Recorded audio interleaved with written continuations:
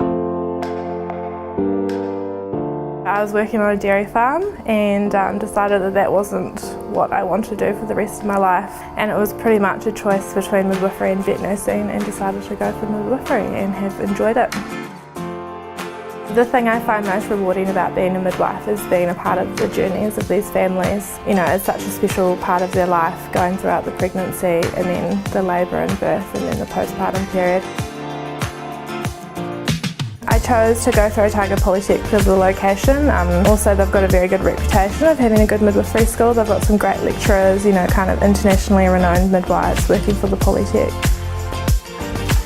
The midwifery degree, you don't have to be based in Dunedin. They offer satellites, and the satellite that I was based in was Central Otago. So I'd have a weekly face-to-face class with my kayako and then go to Dunedin for block courses, and I was able to do a lot of my clinical stuff around home.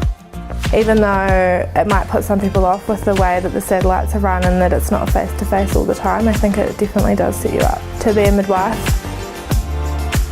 I much preferred being in control of my learning. I'm not the kind of person to sit down and in a class 9 till 5, and definitely with a huge clinical aspect is what I really enjoyed. And I was fortunate enough to do a 4-week placement in Vanuatu in 3rd year, which was amazing. It was really eye-opening to see another country's perspective on pregnancy and childbirth, and it makes you really thankful for what we have here in New Zealand.